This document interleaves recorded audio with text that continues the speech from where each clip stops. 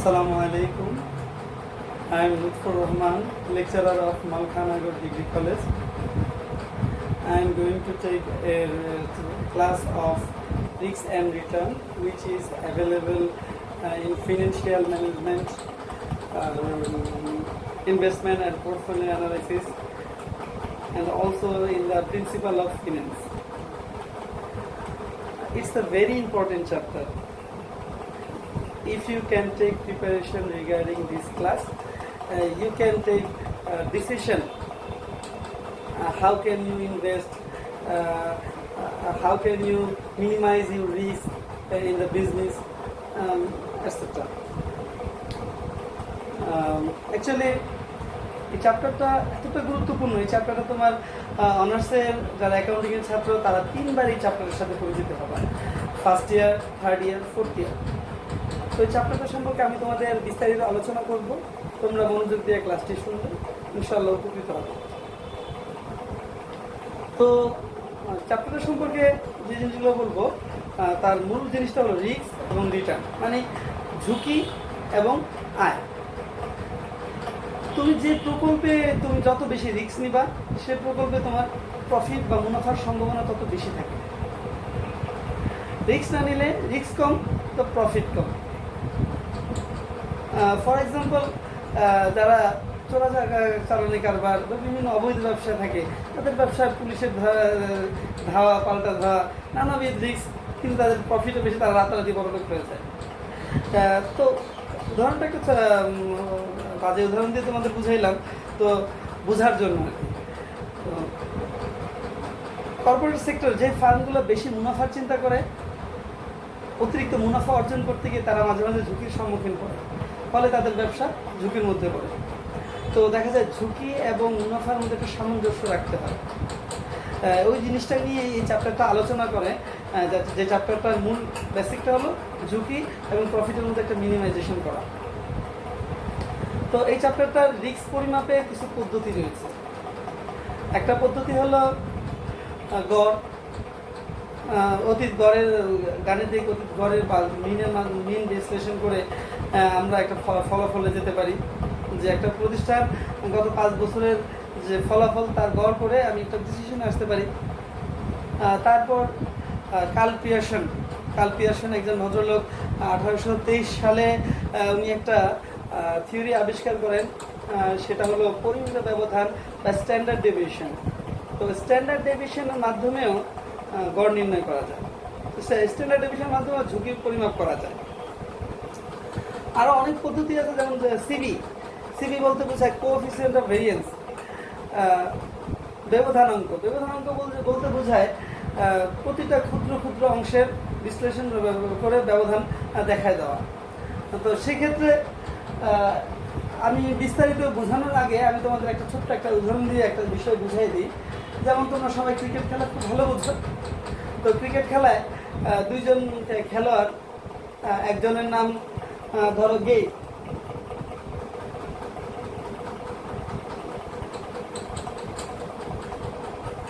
Gayle এক ম্যাচে 100 run করলো, পরের 3 ম্যাচে 0। 4 ম্যাচে তার মোট রান 100, গড় গিয়ে দাঁড়ালো 25। অন্যদিকে আমাদের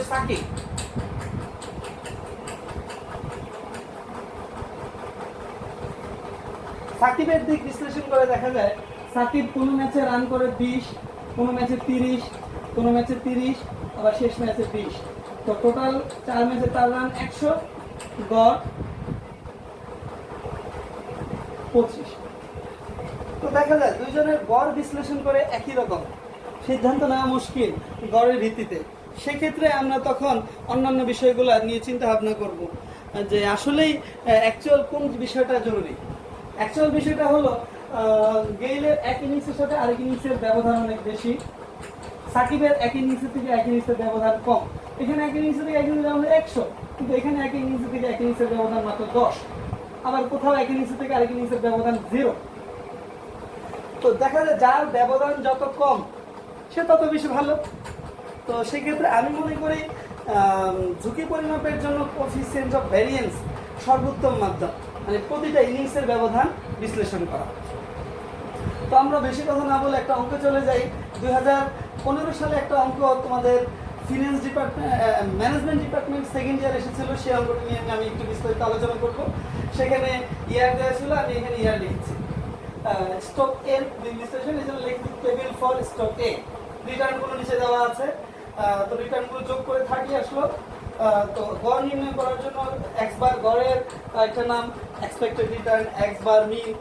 তো গড় নির্ণয় করার জন্য এক্স বার 30 এগুলো যোগ করে পেয়েছি 30কে 5 1 2 3 4 5 দিয়ে ভাগ করলাম, চলে আসলো 6। তো প্রতিটা ঘরে আমরা 6 বসাই দিলাম। বিয়োগ করি 1 3 4 18 মাইনাস 18, তারপরটা বিয়োগ করলে 10। তো এরপরের অংশটুকু x minus x bar whole square. তো এটাকে হোল স্কয়ার করতে গেলে 1 3 3 9 4 4 16 10 10 100 আর 18 স্কয়ার করলে হয়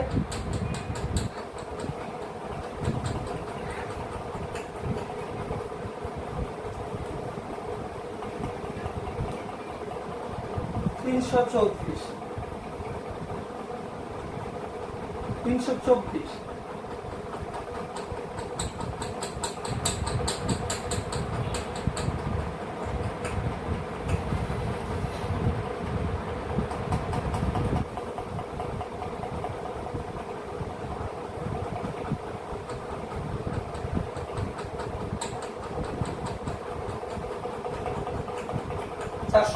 টোটাল যোগফল।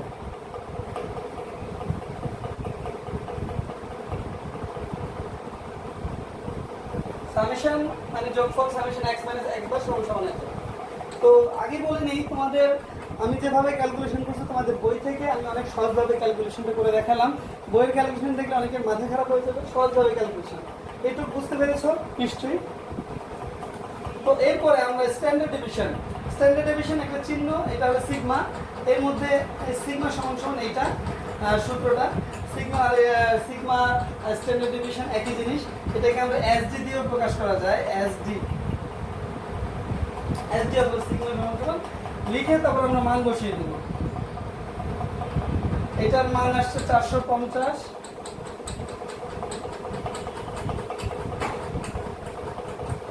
আমরা এটা ক্যালকুলেশন করে ফেলবো।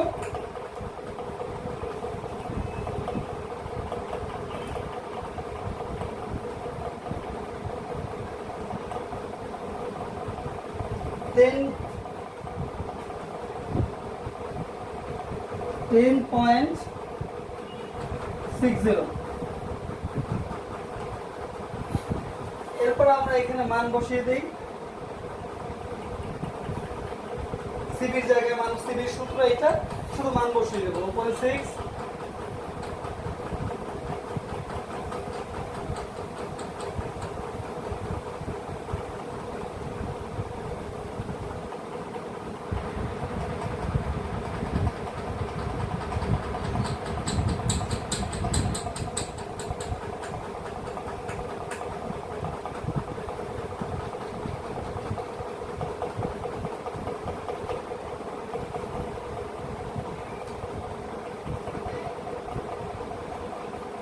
ক্যালকুলেশন করলে 176.77%।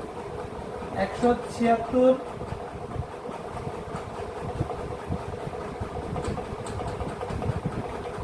আমরা স্টক এর জন্য ক্যালকুলেশন শেষ করে সিবি নির্ণয় করে ফেলেছি। এখন আমরা স্টক বি এর জন্য ক্যালকুলেশন করব। এটা যোগ করলে হয় 49। 49 এর মানটা এখানে বসিয়ে দেব 49। আর এন এর মান 5টা যেহেতু 5 ভাগ করলে 49 ভাগ 5 9.8। তো আমরা প্রতিটা ঘরে ঘরে 9.8 বসিয়ে দেব। 9.8 9.8 9.8 9.8 9.8 বের করে দিই আমরা। 2.2, 5.2,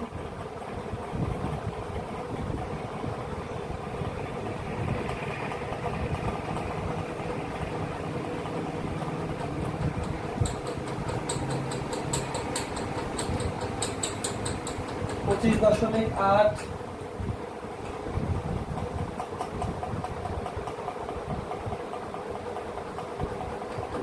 10.2, 8.2। এখন এটাকে আমরা স্কোয়ার করে দিব। স্কোয়ার করলে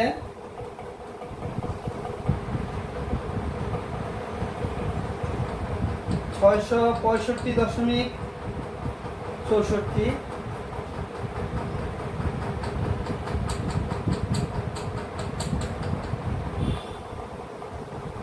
তারপর এটাকে স্কোয়ার করে দিব 2.2 পাওয়ার 2, 4.84, 5.2 পাওয়ার 2, 27.04, 10.2 পাওয়ার 2, 104.04, 8.2 পাওয়ার 2, 67.24। এই হলো টোটাল একটা ভ্যালুয়েশন। এখন আমরা শেষ ঘরটা যোগ করে দেব। শেষ ঘরটা যোগ করে দিলে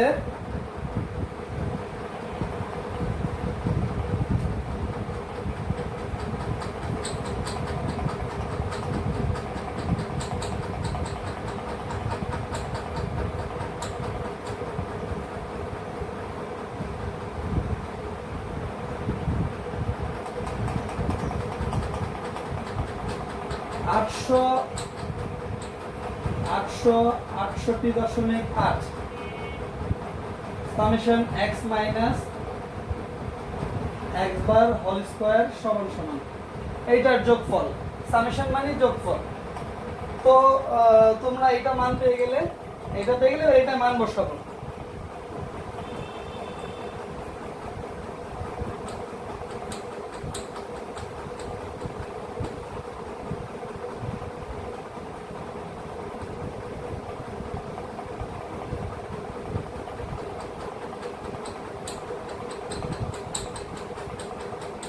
এখন এটা সমাধান করলে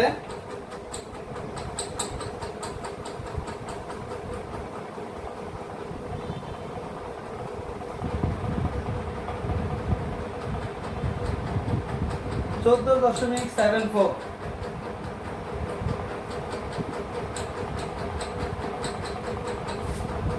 এগুলো সবগুলোর সাথে তুমি পার্সেন্টেজ যোগ করতে পারো, না করলেও চলে। যোগ করা না করা একই জিনিস, যেহেতু সবার শেষে তুমি শতকরা রূপান্তর করছো, তাহলে অঙ্কের ভিতরে উপরে দুইটা না করলেও চলবে, সমস্যা নেই। তো আমরা শেষে সিবিতে মান বসিয়ে দিই। স্ট্যান্ডার্ড ডেভিয়েশন আমরা পেয়ে গেছি 14.74 এবং x বার পেয়েছি 9.8 ইনটু 100।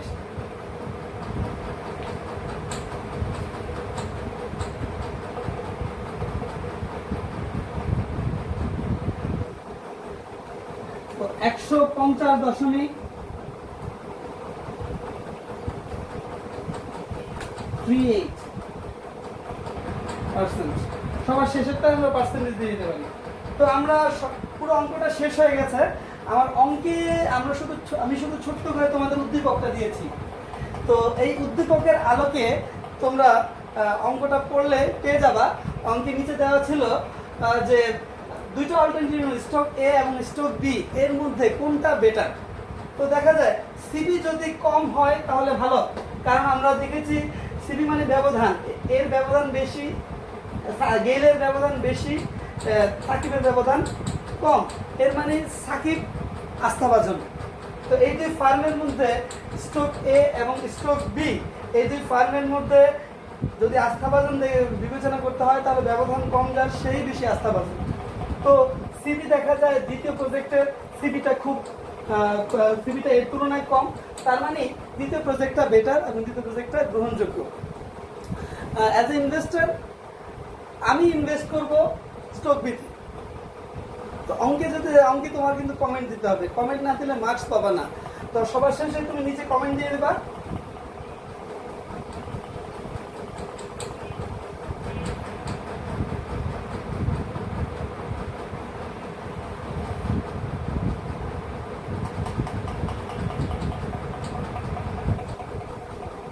I should select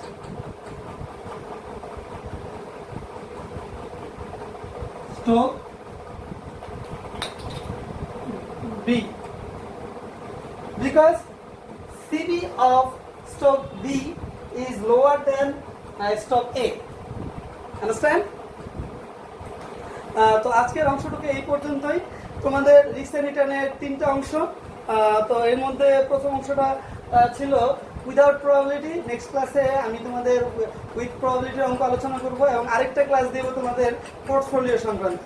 3টা ক্লাস বুঝতে পারলে তোমাদের অঙ্কটা মোটামুটি চ্যাপ্টারটার সময় তোমাদের একটা ধারণা পেয়ে যাবে। ধন্যবাদ। পরের ক্লাসের জন্য তোমাদের স্বাগত। আল্লাহ হাফেজ।